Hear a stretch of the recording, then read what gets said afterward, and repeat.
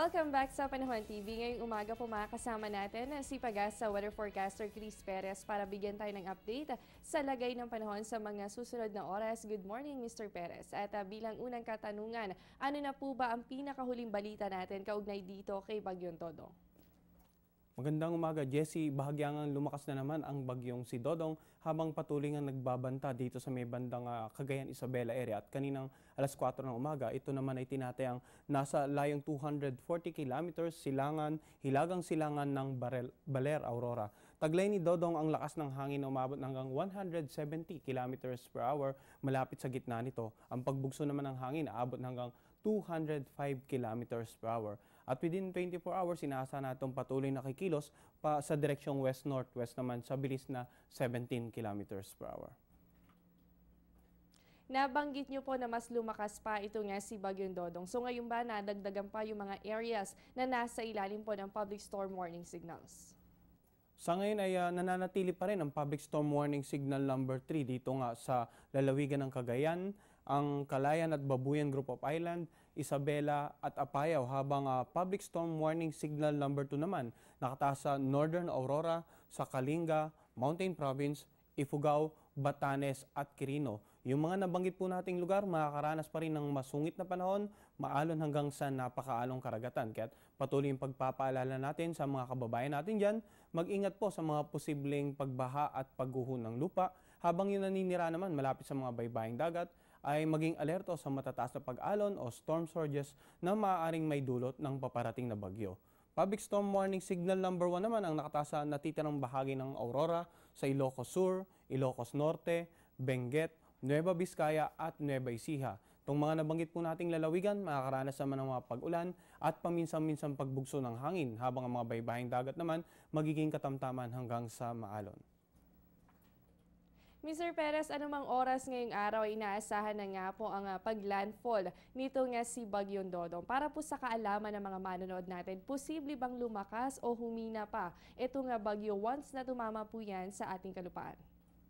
Jessie, posible pa rin na lumakas ang bagyong si Dodong bago ito tumama dito nga sa may bandang Isabela, Cagayan area ngayong araw. No? Dahil kung mapapansin natin, base na rin sa mga datos na nakalap ng Pag-asa, during the past 24 hours, ay yun nga ang nakikita nating trend. Bagamat hindi naman natin inaasahan na aabot pa ito sa super typhoon category bago nga tumama dito sa silangang bahagi ng Hilagang Luzon ngayong araw. At kung magpapatuloy ito sa inaasahan nating bilis at direksyon, northwest sa bilis na 17 kilometers per hour, inaasahan na tatama ito dito sa may bandang Cagayan Isabela area ngayong umaga or possibly before or during noontime.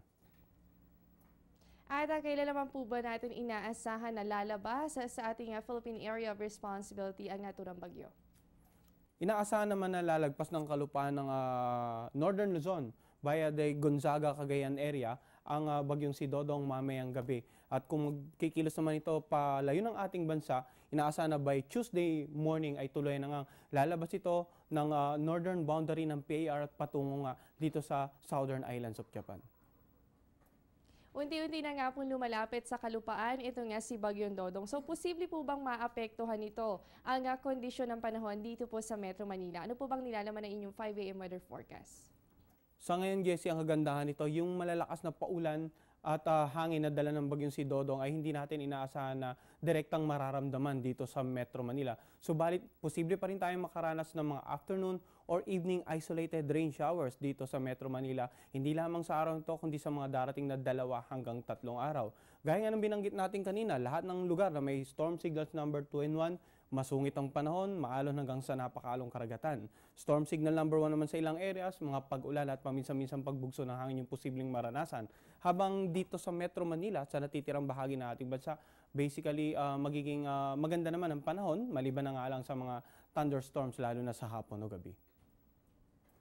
So yan mga asahan nating lagay ng panahon sa mga susunod na oras. So para ready po kayo, wag na lamang kalilimutan ang pagdadala ng payong tuwing lalabas kayo ng inyong tahanan. Maraming salamat po, Mr. Perez. At bago po tuluyang matapos ang ating programa, babati po muna kami ng Happy Mother's Day sa lahat ng nanay. Maraming salamat po sa pagmamahal at pag-aarugang ibinibigay niyo sa amin. So muli, Happy Mother's Day po mula po yan sa Panahon TV. At dito na po nagtatapos ang ating programa. Yan po mga nakalap nating impormasyon ngayong umaga. Stay updated sa lagay ng panahon. Bisitahin lamang ang aming official social media accounts and website. Ito po ang Panahon TV kung saan walang pinipiling panahon ang pagbibigay impormasyon. Naghahatid po yan ng balita simula Lunes hanggang Linggo 5 to 5:30 ng umaga at sa oras-oras na update dito lamang sa Telebisyon ng Bayan. Ako po ang inyong nakasamang inyong weather body, Jessie Basco. Magandang umaga sa inyong lahat. Ang programang ito ay hatid sa inyo ng Air 21. Sagot ko, padala mo.